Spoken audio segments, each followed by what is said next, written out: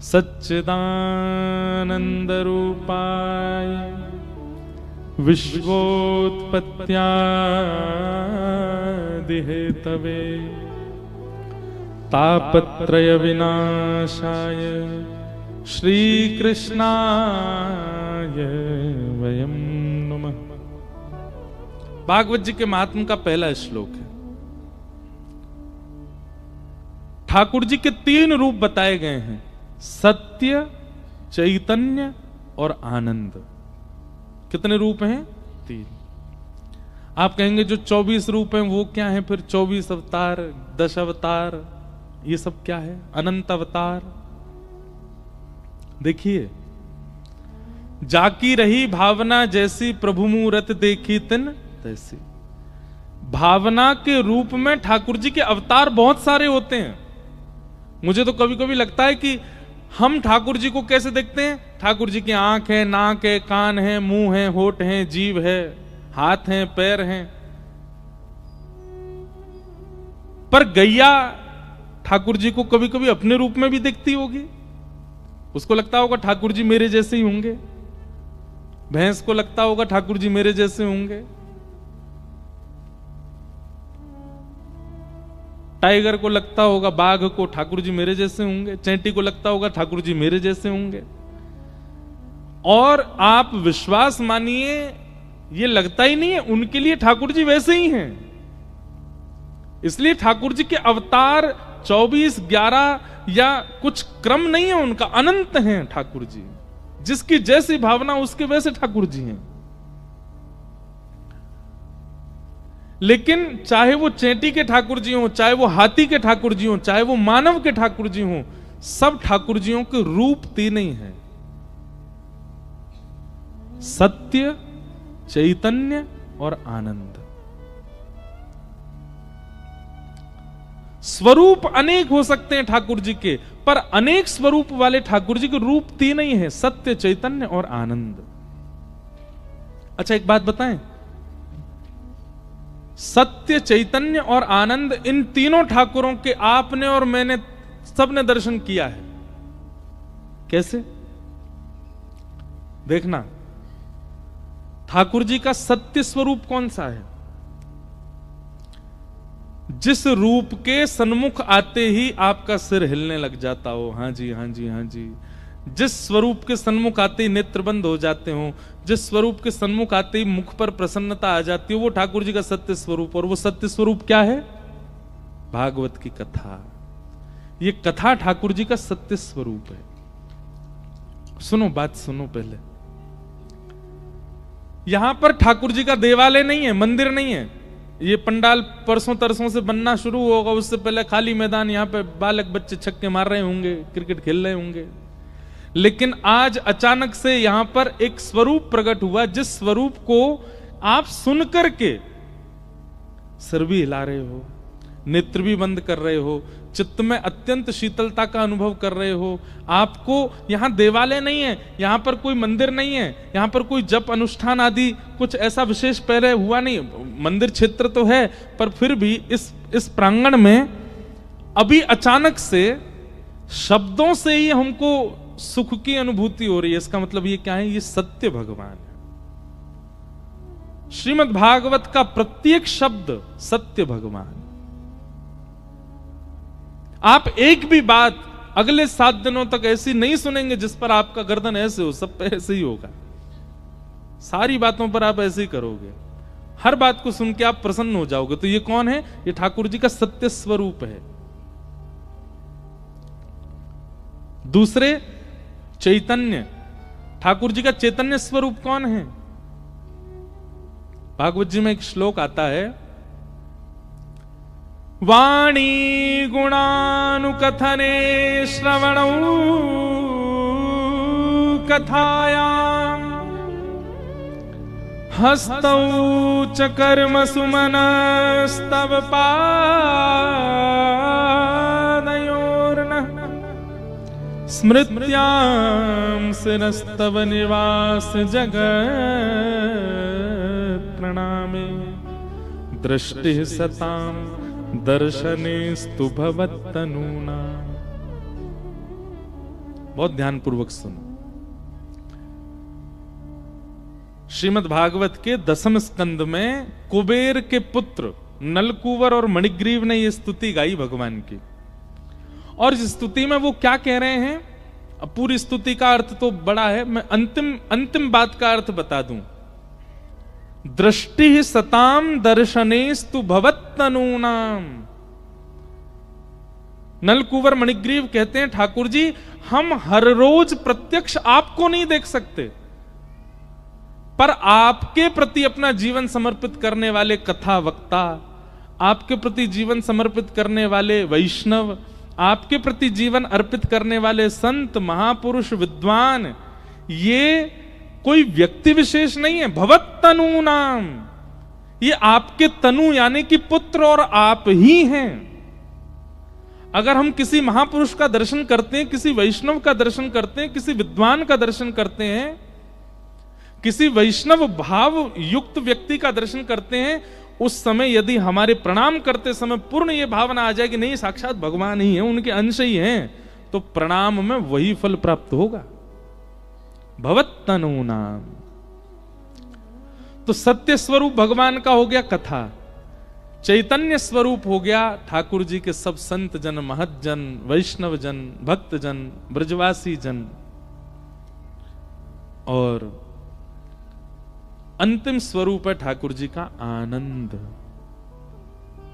आनंद क्या है? इस समय इस सभागृह में सब लोग बैठे हैं, बैठ करके जिस स्थिति में बैठे हैं, जिस अवस्था में बैठे हैं, आप एक दूसरे का ही दर्शन कर लो और इस क्षण का जो अनुभव करोगे 6 बजे तक, 6:15 बजे तक, 6:30 बजे तक, यही आनंद स्वरूप है भगवान का। तो सत्य, चैतन्य और आनंद। सत्य कौन है? कथा। चैतन्य कौन है? ठाकुर जी के महत जन, वैष्णव जन, संत जन, ब्रजवासी जन, अयोध्यावासी जन, द्वारिकावासी जन, जगन्नाथपुरी वासी जन, किसी भी तीर्थ धाम के निवासी जन, उनका दर्शन भी भगवान के दर्शन के समान है। वो चैतन्य दर्शन है ठाकुर जी का। और कथा में बैठ करके अपनी सुध बुध भूल करके, तन की स्थिति भूल करके, आनंद निमग्न होकर के जो झूम रहे हैं हम आप सब लोग, यही ठाकुर जी का आनंद स्वरूप है। लोग 11 बजे से बैठे हैं, इतनी देर कोई व्यक्ति बैठता है? क्यों बैठे हैं? क्योंकि यहां सुख नहीं मिल रहा है, यहां आनंद की अनुभूति हो रही है। आनंद में व्यक्ति को समय का अभाव नहीं पता चलता। आनंद में व्यक्ति को तन की कितनी विषमता है इसका अनुभव नहीं होता।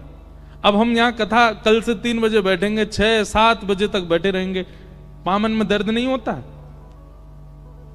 होता है, पर आनंद की अनुभूति होने लग जाती है और आनंद की अनुभूति से फिर वो दर्द भूल जाते हैं, तन की स्थिति चली जाती है। बोलो श्री राधा वल्लभ लाल की। हमारे श्री राधा वल्लभ जी के परम सेवक श्री तिलकायत गोस्वामी जी हमारे मध्य पधारे हैं, पूज्य श्री मोहित महाराज जी महाराज। एक बार सब लोग पूज्य महाराज जी को वंदन करें। बोलो राधा वल्लभ लाल की जय। जय राधा वल्लभ हित हरि वंश। जय जय राधा वल्लभ हित हरि वंश। जय जय राधा वल्लभ हित हरि वंश। जय जय राधा हित हरि। जय जय श्री वृंदावन श्री वन चंद। जय जय श्री वृंदावन। जय जय राधा वल्लभ प्यारो हरि वंश। जय जय राधा वल्लभ प्यारो हरि वंश। जय जय राधा वल्लभ प्यारो हरि वंश। जय जय राधा वल्लभ प्यारो हरि वंश। जय जय श्री वृंदावन श्री वन चंद। जय जय श्री वृंदावन श्री वन। जय जय राधा वल्लभ हित हरिवंश। जय जय राधा वल्लभ हित हरिवंश। जय जय श्री वृंदावन श्री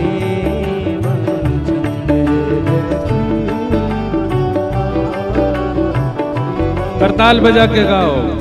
प्यारो राधा वल्लभ प्यारो हरिवंश।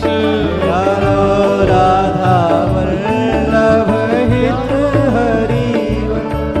प्यारो राधा वल्लभ प्यारो हरिवंश। प्यारो राधा वल्लभ प्यारो हरिवंश। जय जय श्री वृंदावन श्री मन चंद। जय जय जय श्री वृंदावन श्री मनचंद।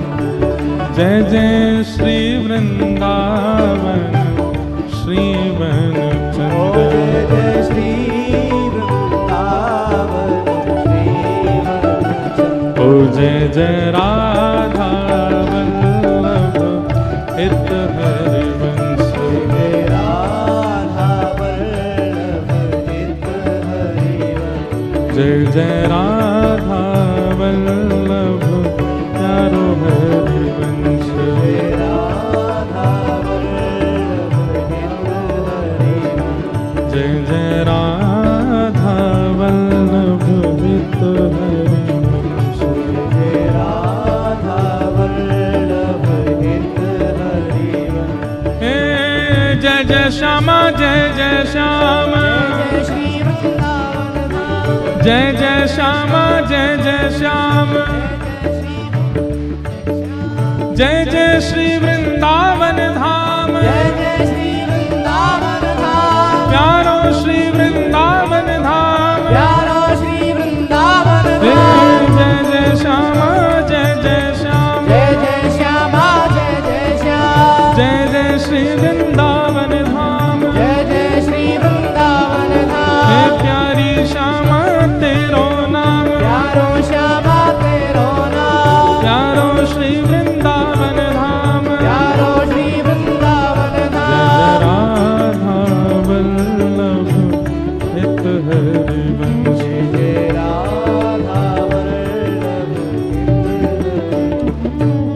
श्री राधा वल्लभ लाल की। श्री हितरवंश महाप्रभु की। प्यारो वृंदावन धाम की जय। जय जय श्री राधे। परमानंद परम सौभाग्य के क्षण हैं। हमारे मध्य में श्री राधा वल्लभ लाल जी के परम सेवक एवं श्री हरिवंश नाम की पताका लेकर के पूरे विश्व भर में आनंद करा रहे तिलकायत गोस्वामी श्री मोहित मराल जी महाराज पधारे हैं। उनको बारंबार प्रणाम करते हैं, बारंबार वंदन करते हैं। साथ ही हमारे बड़े भैया जी भी पधारे हैं और माता जी बहन जी सब आए हैं। सबको बारंबार वंदन करते हैं। पूरा वृंदावन ही आयो है, सब वृंदावन ही आए हैं। और देखो अब अभी मुझे कुछ अनुभव हो रहा था। आज हमारे गिरधर लाल जी ने, हम तो अभी आए हैं थोड़ी देर पहले, लाल जी तो कल ही आ गए सागर द्वारिका से। तो आज श्री गिरधर लाल जी ने भी गुलाबी पोशाक पहनी। तो लाल जी की देखा देखी हमने कि हम भी गुलाबी पटका पहन लें। और सुन तो लो बात, पहले टप टप टप बजाने लगो, सुनो पहले पूरी बात। तो लाल जी ने गुलाबी पहनी, फिर हमने भी गुलाबी पहन लियो। और आप श्री राधा वल्लभ जी की चुनरी लाए, वो गुलाबी लेके आए। तो ये जो मैचिंग भई है ना, आज ये जो वर्ण को जो मिलान भयो है, वासों सिद्ध भयो है कि यदि नीलांबर आयो हो तो, श्वेतांबर आयो हो तो, पीतांबर आयो हो तो, पीलो रंग आयो हो तो ये मानते कि श्री राधा वल्लभ जी पधारे हैं। पर ये गुलाबी रंग आयो तो मतलब श्री जी ही आ गई हैं, श्री लाडली जी पधारी हैं। और 2 तारीख को वसंत पंचमी भी है, तो वैसे ही गुलाबी तो गुलाल तो आनो ही है। तो भैया पूरी कृपा है, श्री जी पधार गई हैं कथा में। अब तो ये आनंद मंगल कथा, अब भैया एक काम करवा दो, शैलेंद्र जी कल मुख्य द्वार पे ऊपर लिखवा दो, प्यारो वृंदावन धाम। अब निश्चित ही कर दो, ये वृंदावन ही बन गयो है। आप श्री आज पधारे हैं साक्षात वृंदावन से, और आज ही आपको वापस प्रस्थान भी करना है। इतना क्रम कोई व्यक्ति और विशेष रूप से ब्रजवासी ये उन्हीं के लिए करते हैं जब किसी के प्रति बहुत प्रेम हो, नहीं तो इतनी व्यस्तता में कौन ऐसे आवे इतने थोड़े समय के लिए।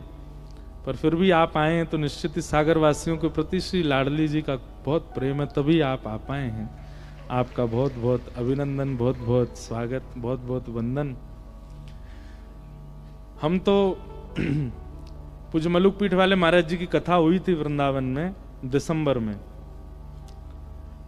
दास की कुटिया पे, तब महाराज जी के संग राधा वल्लभ जी गए थे, तभी महाराज जी से मिलना हुआ।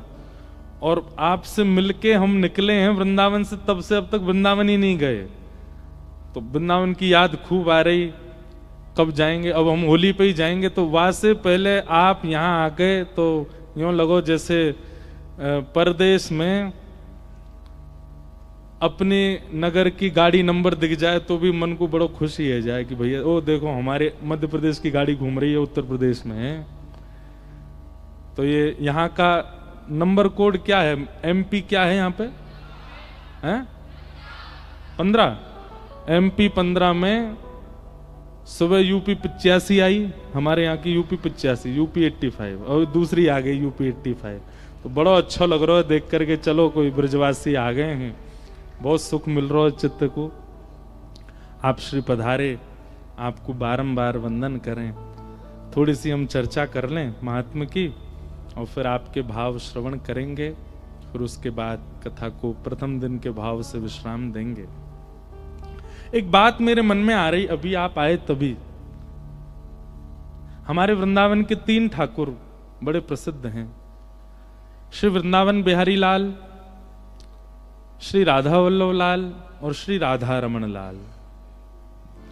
और तीनों वृंदावन के रूप को अलग अलग भांति से विराजमान करें। बहुत ध्यान से सुनना। सबसे पहले श्री वृंदावन बिहारी लाल।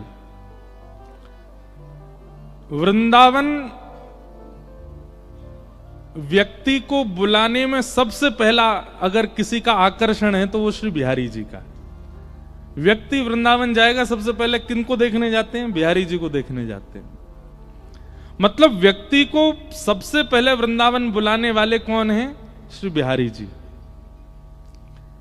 पहली बार बिहारी जी से मिलेगा, चाहे वो हरिवंशी हो, चाहे हरिदासी हो, रामानंदी हो, रामानुजी हो, किसी भी संप्रदाय के हो, सबसे पहले वृंदावन आने का कारण बिहारी जी।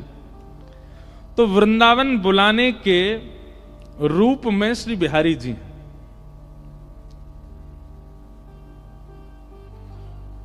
बुलाने का काम श्री वृंदावन में बिहारी जी करते हैं। पर वृंदावन को नगर नगर, घर घर में, जन जन तक, दूर दूर तक पहुंचाने का काम श्री राधा वल्लभ जी ने किया। ऐसे ऐसे स्थानों पर भी श्री महाप्रभु जी के अनुयायियों के दर्शन होते हैं जहां विचार के परे बात चली जाती है। हम विश्वास आपको एक बहुत हृदय की बात कह रहे हैं, विदेश में जाते हैं, देश में भी कहीं और जाते हैं, ऐसा होगा ही नहीं कि उस क्षेत्र में कोई राधा वल्लभी वैष्णव ना हो। हरिवंश महाप्रभु की पताका पूरे विश्व में फैल रही है। तो इसका मतलब क्या है? वृंदावन बुलावे वाले बिहारी जी, पर वृंदावन को जन जन तक पहुंचावे वाले श्री राधा वल्लभ जी। कोई बात नहीं, वृंदावन नहीं आ पा रहे तो जहां श्री महाप्रभु जी विराजमान है गए हो, जहां श्री राधा वल्लभ जी को नाम विराजमान है गए, वृंदावन वहीं प्रकट हो जाता है। हम आते हैं जब तो दुनिया भर के लोग मिलते हैं, कोई जैसे आराम बोले, कोई जैसे कृष्ण बोले, लेकिन जैसे ही कोई दोनों भुजा उठा के कहे महाराज जी श्री हरिवंश, तो हरिवंश नाम सुनते ही लगे ही ना है कि कोई बाहर को, ऐसा लगे ये तो हमारे ब्रज को ही है, ये तो हमारे वृंदावन को ही है। तो ब्रज में बुलावे वारे बिहारी जी, ब्रज को जन जन तक पहुंचावे वारे श्री राधा वल्लभ जी। अब वैसे तो आचार्य ने कृपा करी, पर व्रज में टिकावे वाले श्री राधा रमण जी। राधा रमण जी को काम कहा है, बोले ब्रज में एकांतिक वास टिका देंगे ब्रज में, ऐसे श्री राधा रमण जी। तो हमारे श्री राधा वल्लभ लाल जी अति अद्भुत। अभी गाएंगे, विश्राम जब होगी ना कथा तो वृंदावन रसामृत पद गाएंगे, सातों निधियों को प्रणाम करेंगे। तो ऐसे हमारे श्री राधा वल्लभ जी जन जन तक वृंदावन को पहुंचाया, घर घर में ब्रज को प्रकट कर दिया। महाप्रभु जी ने श्री राधा वल्लभ लाल जी की कृपा से ऐसे महाप्रभु जी के वंशज हमारे मध्य पधारे हैं, उनको बारंबार प्रणाम कर रहे हैं, बारंबार वंदन करें। तो हम क्या निवेदन कर रहे थे? भगवान के 3 रूप हैं, सत्य, चैतन्य और आनंद। स्वरूप अनेक हैं ठाकुर जी के, कहीं वंशी बजा रहे हैं, कहीं गिरिराज जी उठा रहे हैं, कहीं नाग पे पौड़े हैं, कहीं दोनों भुजा कटी पर रख के खड़े हैं। ठाकुर जी के स्वरूप बहुत सारे हैं, पर रूप 3 हैं, सत्य, चैतन्य और आनंद। और इन तीनों रूपों का दर्शन हमने किया है। कैसे? तो मैं निवेदन कर रहा था, भगवान का सत्य स्वरूप क्या है? ये कथा के जो शब्द हैं, कथा के जो भाव हैं, कथा का जो ज्ञान है, ये भगवान का सत्य स्वरूप है। क्योंकि कोई भी व्यक्ति सुनेगा, सर उसका झुकेगा, सर उसका स्वीकार करेगा। सत्य वही मानो जिसका स्वीकारीकरण होता है, जिसको सब स्वीकार करते हैं। 90% लोग कथा सुनते हैं तो ऐसे ही करते रहते हैं, स्वीकार अभी भी कर रहे हैं। क्यों? क्योंकि सत्य है। तो ठाकुर जी का सत्य स्वरूप क्या है? कथा। चैतन्य स्वरूप क्या है? तो भगवत जन वाणी गुणानुकथने श्रवणौ कथायाम हस्तौ च कर्मसु मनस्तव पादयोर्नः स्मृत्याम शिरस्तव निवास जगत प्रणामे दृष्टि सताम दर्शनेस्तु भवत्तनूनाम। ठाकुर जी के जो जन हैं, ठाकुर जी को भजवे वाले, ठाकुर जी को ध्यावे वाले, ठाकुर जी की अनंत उपासना करने वाले, ये सब कौन हैं? ये ठाकुर जी के चैतन्य स्वरूप हैं, ये चलते फिरते ठाकुर जी हैं। ब्रजवासियों का सागर आगमन करना, सागर आगमन होना इतने वैष्णवों को एकत्रित कर देता है। क्यों? क्योंकि ब्रज से आए हैं, ठाकुर जी को भजवे वाले आए हैं, ठाकुर जी को पूजवे वाले आए हैं, ठाकुर जी की सेवा करवे वाले आए हैं। ये ठाकुर जी जैसे ही हैं। हम अपनी प्रशंसा के भाव में नहीं कह रहे हैं आपसे, पर एक बात बता रहे हैं, ठाकुर जी को भजवे वाले ठाकुर जी ही है जाएं।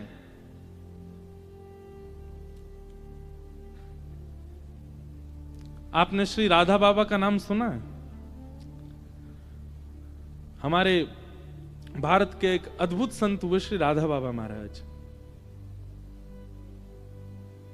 आप गोरखपुर में विराजते थे, गीता प्रेस गोरखपुर, जहां से सारे ग्रंथ प्रकाशित होते हैं, वहीं आप विराजते थे।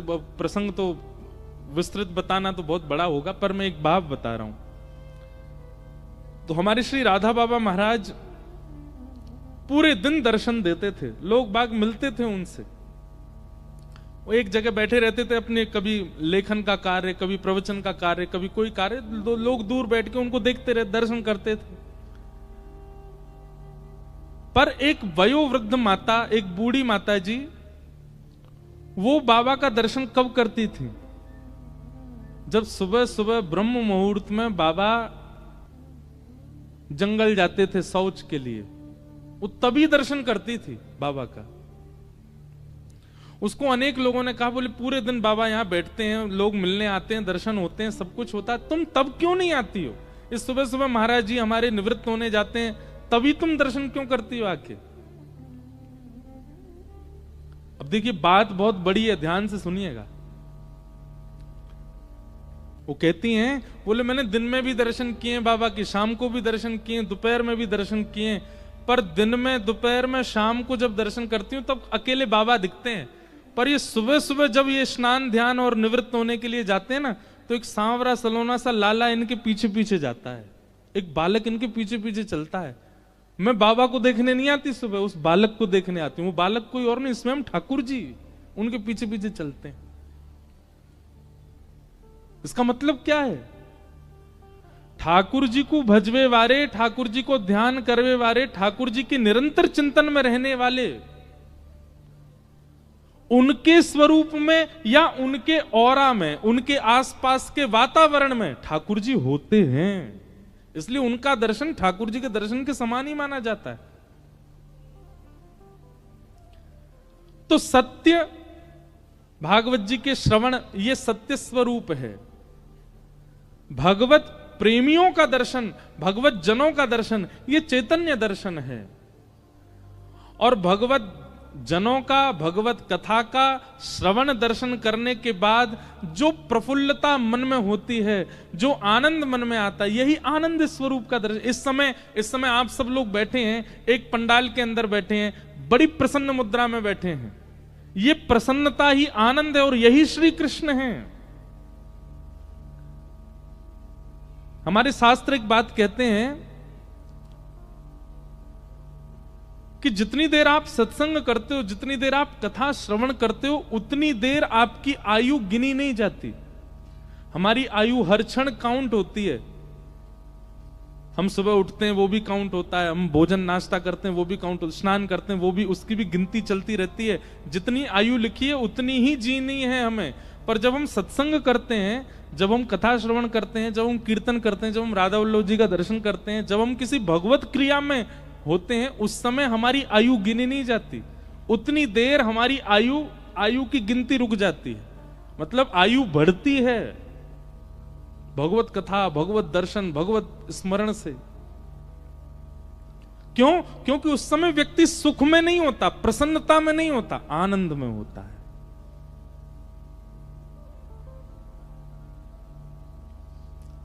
पिक्चर हॉल में से सीटें हटा दी जाएं और लोगों से कहा जाए कि नीचे बैठ के देखनी है पिक्चर, लोग नहीं जाएंगे।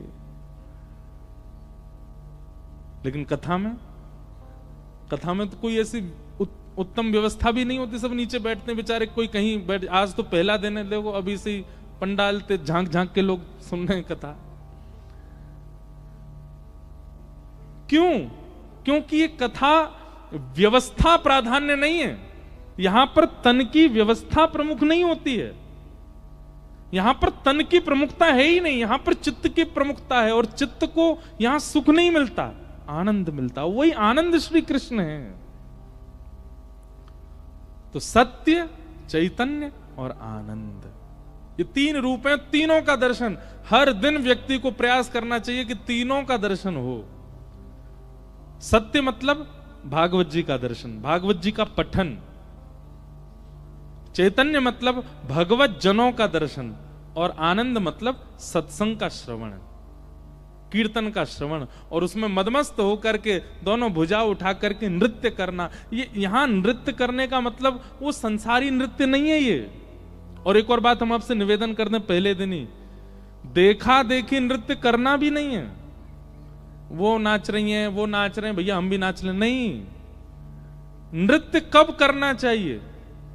जब तन आपके वश में ही ना रहे, जब धुन सुनकर के, जब नाम सुनकर के, जब संकीर्तन सुनकर के स्थिति ऐसी हो जाए कि अब आपसे रुका नहीं जा रहा है, अब तन की स्थिति परे हो चुकी है। कीर्तन, जहां तन अपनी कीर्ति से ऊपर उठ जाता, उसी को कीर्तन कहते हैं। और तब आपका नृत्य हो, उर्दबाहु होकर के आप नृत्य, वो नृत्य कहलाता है। यहां कोई ठुमका थोड़ी मारने कथा में, मारना भी नहीं, पाप लगेगा। नृत्य करना है, वो भी कब करना है? जब तक आपका मन बुद्धि चित्त बिल्कुल खो ना जाए उसमें, तब तक नृत्य नहीं करना चाहिए। और उसके बाद जब आप नृत्य करोगे ना, आप अपने वश में नहीं रहोगे, अपने आपे से ऊपर निकल जाओगे। ठाकुर जी कहते हैं, वाग गदगदा द्रवते यस्य चित्तम रुदत्य भिक्षणम हसति क्वचिच्च विलज्ज उद्गायत नृत्यते च मदभक्ति युक्तो भुवनम पुनः। मैं एक प्रसंग सुनाता हूं। मीराबाई नृत्य करती थी पर मीराबाई का नृत्य कई लोगों को लगता था नाचने वाली आ गई है। कई लोग इस बात से नाराज भी रहते थे, ये नाचती हैं जहां जाएं, जहां पहुंच जाएं वहीं नाचती, पर जहां जाएं वहीं नाचती नहीं थी मीराबाई। ठाकुर जी का रूप देख करके मीराबाई की स्थिति जब अपने आपे से बाहर हो जाती थी, जब अपने वश में उनका तन नहीं रहता था, तो नृत्य होता था उनसे। एक बार मीराबाई नृत्य कर रही थी, सब लोग दूर दूर हो गए थोड़े। कुछ लोगों को तो प्रेम समझ में आता था मीराबाई का, पर कुछ लोगों को नहीं आता था, दूर दूर हो गए। ये देखो जहां चाहती वहीं नाचने लग जाती, ऐसा बोलने लगे लोग। पर तभी क्या हुआ, मंदिर में श्रीनाथ जी के सन्मुख सेवा कर रहे गुसाई जी ने जैसे ही मीराबाई को देखा नृत्य करते हुए, और उसके बाद जब ठाकुर जी को देखा, देख करके इतने प्रसन्न हो गए कि तुरंत ठाकुर जी की माला जी लेकर के गए और बाहर अपरस अवस्था में ही दूर से किसी सेवक को बुलाया, बोले माला पहना दो मीराबाई को। ठाकुर जी की गले की माला उतार के पहना दी मीराबाई को। अब ये दृश्य देख करके वहां खड़े लोग सब सोचने लगे, इतने बड़े बड़े महर्षि आते हैं, इतने बड़े बड़े जापक आते हैं, इतने बड़े बड़े भक्त आते हैं, उनको तो माला पहनाते नहीं। वो नाचने वाली आ गई, उसको देखो कैसे माला पहना दिया।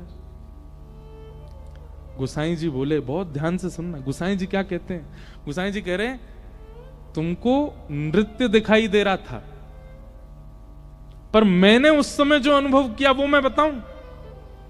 बोले मीरा जब नृत्य कर रही थी ना ठाकुर जी के आगे, उस समय मैंने मीरा को देखा, और मीरा को देखने के बाद जब मैंने ठाकुर जी को देखा, तो प्रसन्न मुद्रा में ठाकुर जी के दांत दिखाई दे रहे थे, इतने प्रसन्न हो रहे थे। ठाकुर जी के गाल ऐसे गोल गोल हो गए थे, नेत्र जो सदा नीचे रहते हैं वो ऊपर की ओर मीरा को देखने लगे थे।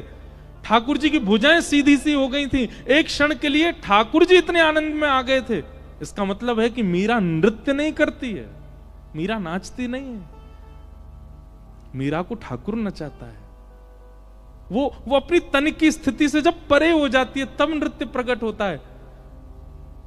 और भैया दुनिया का नृत्य तो जनों को प्रसन्न करता होगा, पर जिसका नृत्य ठाकुर को प्रसन्न करे उसको तो ठाकुर जी की माला क्या, ठाकुर जी को ही प्रदान कर देना चाहिए। तन की स्थिति जब आनंद में होती है तो व्यक्ति सुख का चिंतन नहीं करता। मैं निवेदन कर रहा था जब महाराज जी आ रहे थे, उस समय क्या बात निवेदन कर रहा था, 3 घंटा एक आसन में बैठना, 4 घंटा एक आसन में बैठना, ना हिलना ना डुलना ना पांव सीधे करना। हूं तो मैं भी मानवी, हूं तो है तो आप भी मानवी, पर ये क्यों हो जाता है? 4 घंटे तक हमको इस स्थिति का पता क्यों नहीं चलता है? हम एक ही आसन में बैठे रह जाते हैं, क्योंकि ये सुख नहीं है, ये आनंद है।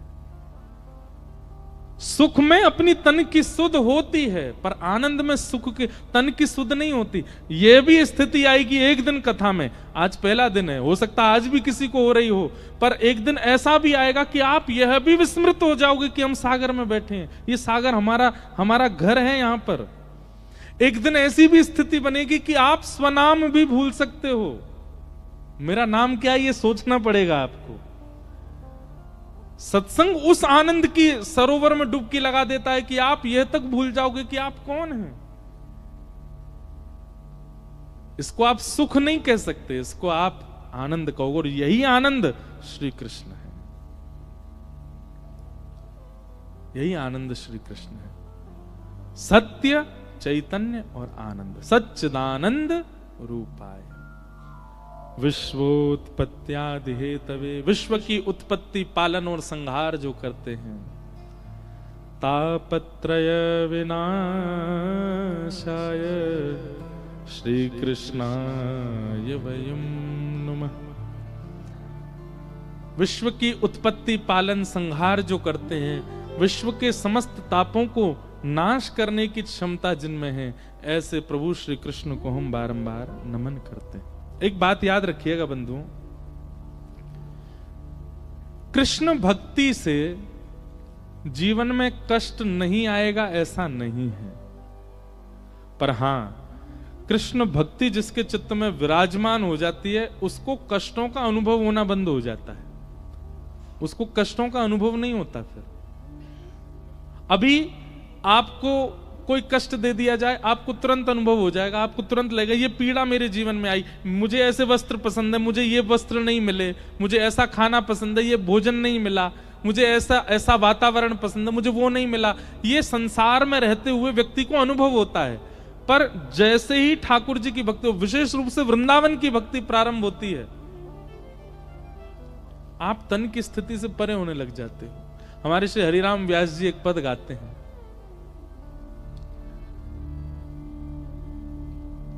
वृंदावन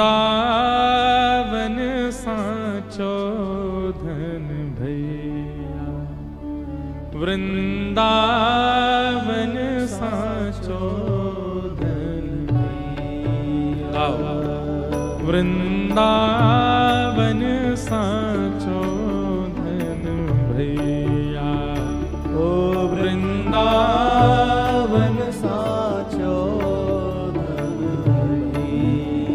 श्री वृंदावन साचो धन भैया, श्री वृंदावन साचो धन भैया। कनक कूट कोटिक लग तजिए, कनक कूट कोटिक लग तजिए, कनक कूट कोटिक लग तजिए, कनक कूट कोटिक लग तजिए, भजिए कुंवर कन्हैया,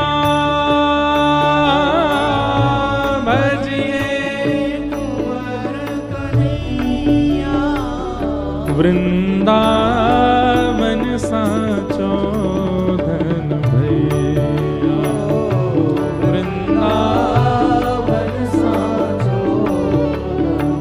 हरिराम व्यास जी कहते हैं, कनक कूट कोटिक लग तजिए, भजिए कुंवर कन्हैया।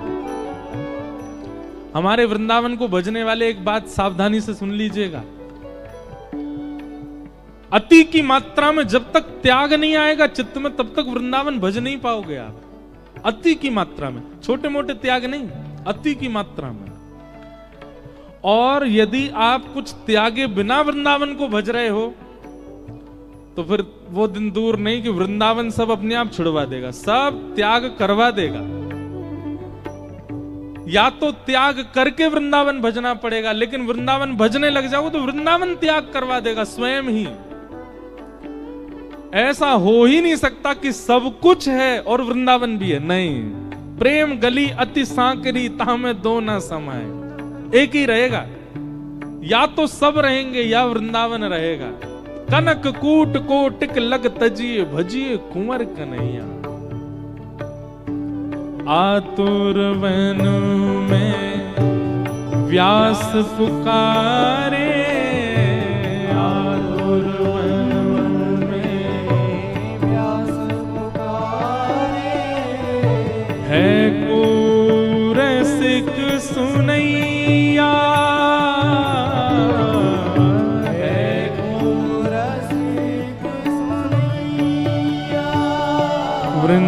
वृंदावन साचो धन भैया, वृंदावन साचो धन भैया, श्री वृंदावन साचो धन भैया, वृंदावन साचो धन भैया। बहुत अद्भुत बातें हैं।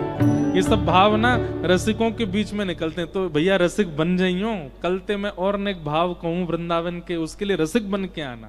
रसिक मतलब भाव में आना, खूब खूब तन की स्थिति भूल करके, खूब उर्दपुंड तिलक आदि लगा करके, बढ़िया चटकदार कपड़ा पहन के रसिक बन के आना कल से, और रसिकों के भाव प्रकट हो। हरिराम व्यास जी इसी पद में कहते हैं, जहां श्री राधा चरण रेणु की कमला लेत भलैया। क्या कह रहे हैं? वृंदावन कैसा है? बोले साक्षात लक्ष्मी जब वृंदावन आती है ना तो किशोरी जी की सीधी बलैया नहीं लेती हैं वो। बोले वो तो ले ही नहीं सकती। किशोरी जी के सामने अगर लक्ष्मी आ जाती हैं तो रूप माधुरी का दर्शन करते ही मूर्छित हो जाती हैं। किशोरी जी जब उठ के चली जाती हैं तब मूर्छा दूर होती है लक्ष्मी की, तो लक्ष्मी उठ करके जाती हैं और किशोरी जी जिस मार्ग से गई हैं वहां किशोरी जी के जो चरण रज हैं उस चरण चिन्ह रज की बलैया लेती हैं लक्ष्मी। ऐसी हमारी श्री श्यामाजू का मुखमंडल है, ऐसा उनका रूप कांति का स्वरूप है। कई लोग कहते हैं आप वृंदावन रस गाते हो, आपने क्या त्यागा? सही पूछो हम तो बड़ो त्यागी ना या वक्त कोई। अपनी मैया त्याग रखी कितने दिन आते, घर परिवार त्याग रखो, घर की रोटी त्याग रखी, अपनो कमरा त्याग रखो, अपनी गाड़ी घोड़ा सब त्याग के बाहर ही बाहर डोल रहे हैं, यहां से वहां, यहां से वहां, यहां से वहां, इतना त्याग कर रहे हैं। तभी विश्वास मानिएगा, इसीलिए वृंदावन निकलता है मुख से, इसलिए वृंदावन के भाव प्रकट होते हैं। बिना त्याग के वृंदावन नहीं आ सकता चित्त में, ये बात तो निश्चित है। हम तो शैलेन जी को भी सावधानी कर रहे हैं, भैया आपको वृंदावन ने इनको तो पूरा ही पूरा पकड़ लियो है, आपको धीरे धीरे पकड़ रहा है। लेकिन संसार को सुनने में ऐसा लगेगा अरे देखो उसका सब छूट गया, पर जिसको वृंदावन प्राप्त हुआ होगा उससे ज्यादा आनंद में कोई नहीं है, उससे ज्यादा प्रसन्न कोई नहीं है। वो सब छोड़ने के बाद भी बहुत प्रसन्नता में रहेगा। उससे पूछा जाए कि तुम कैसे, बोले ब्रह्मा को भी इतना सुख नहीं है जितना सुख में मैं हूं, क्योंकि सब छूट गए पर श्यामा श्याम चित्त में आ गए, हमारे प्रियालाल जी चित्त में आ गए। ऐसा श्री वृंदावन धाम है। तो संसार की बहुत भावनाएं चित्त में हों तो वृंदावन से थोड़ा सावधान रहिएगा, क्योंकि वृंदावन चित्त में आ गया तो फिर और कुछ भाएगा नहीं। हमारे हरिराम व्यास जी को वापस बुलाने के लिए ओरछा में, बुंदेलखंड में मधुकर शाह जी ने खूब प्रयास किए। प्रसंग आता है महाप्रभु जी के चरित्र में भी कि महाप्रभु जी के पास गए मधुकर शाह और श्री हितरवंश महाप्रभु जी से जाके कहा आप यदि आज्ञा कर दोगे हरिराम व्यास जी को कि जाइए वापस ओरछा, तो हरिराम व्यास जी रुकेंगे नहीं, गुरु आज्ञा मान के तो जाना ही पड़ेगा उनको। तो महाप्रभु जी ने भी मन बनाया, ठीक है हम हरिराम व्यास जी से कह देंगे कि आप ओरछा चले जाओ। अच्छा, महाप्रभु जी ने भी कहा कि भाई वृंदावन उनको प्राप्त हो गया, क्यों ले जाना चाहते हो वापस? तो मधुकर शाह जी ने कहा वे यदि वृंदावन में रहेंगे तो केवल अपना कल्याण करेंगे, लेकिन वे ओरछा चले जाएंगे तो कितने सारे जीवों का कल्याण होगा, इसलिए आप उनको कह दीजिए ओरछा चलें। तो महाप्रभु जी ने कहा भाई देखो इतने लोगों का कल्याण होगा तो हम उनको बोल देंगे।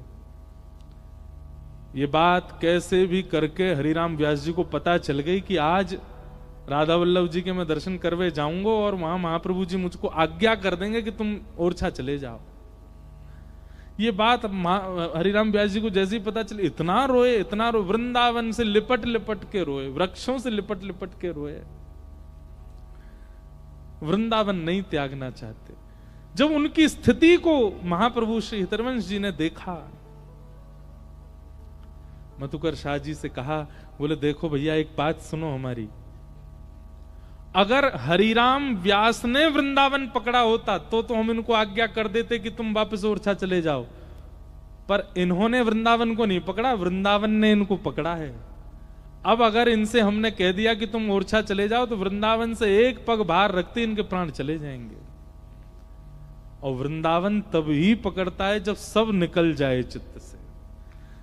आप सब मत निकालो, वृंदावन वृंदावन वृंदावन भजने लग जाओ, किशोरी जी का नाम भजने लग जाओ, वृंदावन सब छुड़वा देगा अपने आप ही।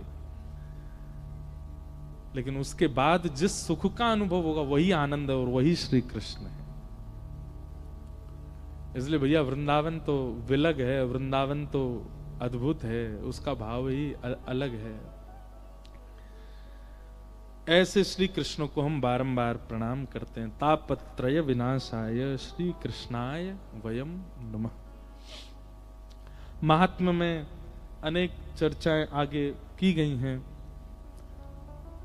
हम थोड़ी सी चर्चा बस पूर्ण कर देते हैं क्योंकि आपको भी प्रस्थान करना है। आज प्रथम दिन महात्मा का बस हम पूर्ति कर देते हैं।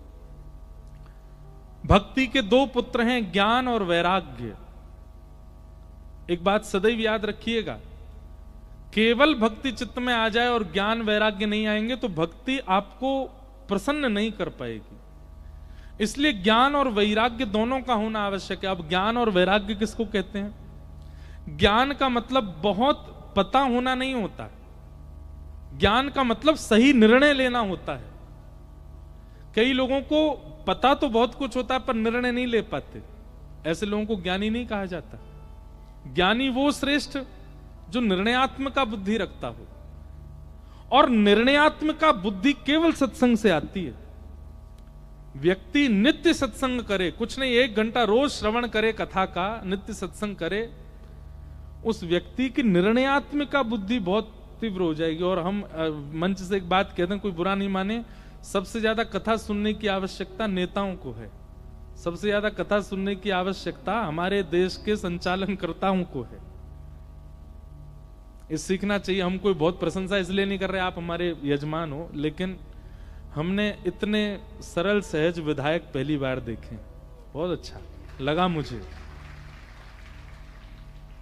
ऐसा नहीं तो नेता जो होते हैं वो अधिकतर भागदौड़ सी में ही रहते हैं, आ गए, माला पहना गए, व्यासपीठ को पूज गए, बस एक चीज दे दो, माइक दे दो, व्यास जी तुम रहो हम बोलें।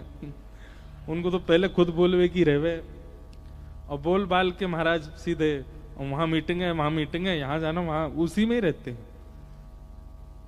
और आपको एक और बात बताते हैं, श्रीमद् भागवत और राम कथा करने का सबसे उत्तम स्थान यदि कोई है तो वह भारत की पार्लियामेंट, वहां होनी चाहिए कथा।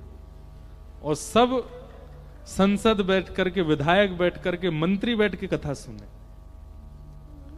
क्योंकि निर्णयात्मक बुद्धि आती है सत्संग से। और जिसके जीवन में सत्संग का सबसे कम अभाव होगा वो राजा तो बन जाएगा पर निर्णय नहीं ले पाएगा। जैसे रावण, कहीं ना कहीं रावण के काल में अयोध्या से बड़ा शासन था रावण का, कहीं ना कहीं रावण का बल, रावण का यश, रावण की कीर्ति अद्भुत थी, लेकिन क्योंकि सत्संग का अभाव था, महादेव नित्य दर्शन देते थे रावण को, लेकिन सत्संग नहीं था उसके जीवन में, इसलिए निर्णय नहीं कर पाता था। निर्णय गलत किया और एक गलत निर्णय ने पूरे लंका का दहन करवा दिया।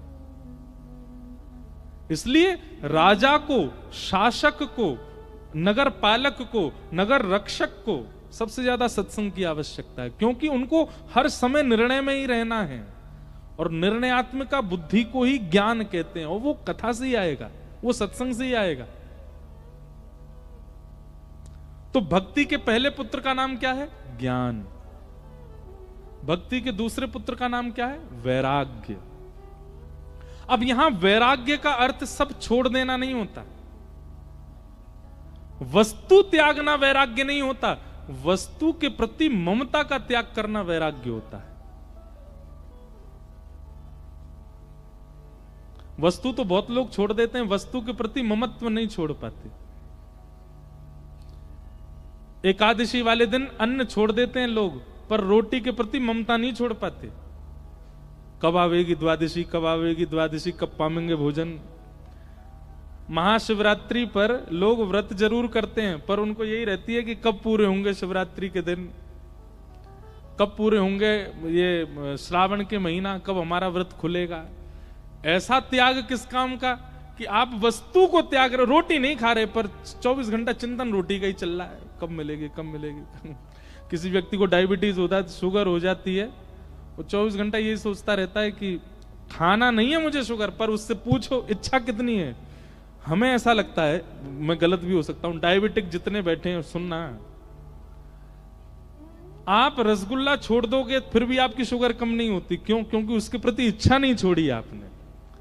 जिस दिन आप इच्छा छोड़ दोगे आपकी डायबिटीज अपने आप कंट्रोल होने लग जाएगी। इच्छा का त्याग वैराग्य है, वस्तु का त्याग नहीं। ये दो भक्ति के पुत्र हैं, ये दोनों वृद्ध हो गए थे, इनके युवा करने के लिए भागवत की कथा हुई और दोनों युवा हो गए। भागवत जी का इस प्रकार महात्मा कहा गया। आगे कथा आती है कि धुंधुकारी नाम का एक कुपात्र पुत्र था, उसने गलत कर्म किए, प्रेत बन गया और भागवत की कथा से प्रेत योनि से मुक्त हुआ। इस प्रकार भागवत का महात्मा है।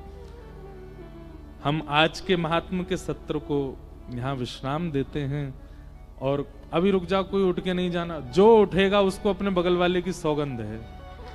अब कोई उठे तो वह पकड़ लियो, ओ भैया मेरी सौगंध लगी तो है। आज हमारे मध्य में वृंदावन से महाराज जी पधारे हैं, प्रथम दिन है कथा का, तो कथा को तो हम यहीं विश्राम देंगे और विशेष चर्चा हम कल 3 बजे से करेंगे। आज के मंगल सत्र को विश्राम दें, उससे पूर्व श्री राधा वल्लभ लाल जी को एक पंक्ति में सब लोग प्रणाम कर लीजिए और फिर महाराज जी का भाव सुन के हम लोग भागवत जी की आरती करेंगे। श्यामा हृदय कमल सो प्रगट्यो, श्यामा हृदय कमल सो प्रगट्यो, श्री राधा हृदय कमल सो प्रगट्यो, हृदय कमल सो प्रगट्यो, श्याम हृदय कुभार, वृंदावन मेरो वृंदावन।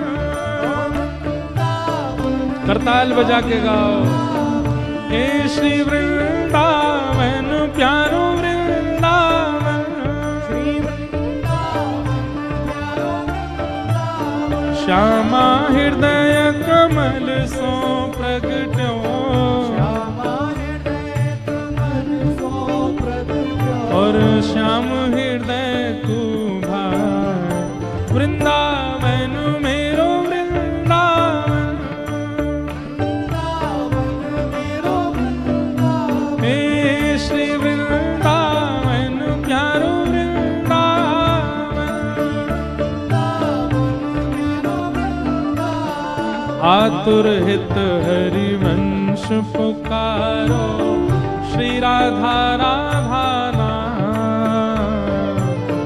आतुर हित हरिवंश पुकारो, राधा राधा हे सघन कुंज यमुना तट आयो, सघन कुंज यमुना तट आयो, मदन टेर वृंदावन आयो, मदन भुजा उठा के गाओ, ओ प्यारो राधा वल्लभ लाल, वृंदावन प्यारो वृंदावन, वृंदावन प्यारो वृंदावन, हे श्री वृंदावन मेरो वृंदावन, वृंदावन मेरो वृंदावन, सघन कुंज यमुना तट आयो, सघन कुंज यमुना तट आयो, ओ प्यारो राधा वल्लभ लाल,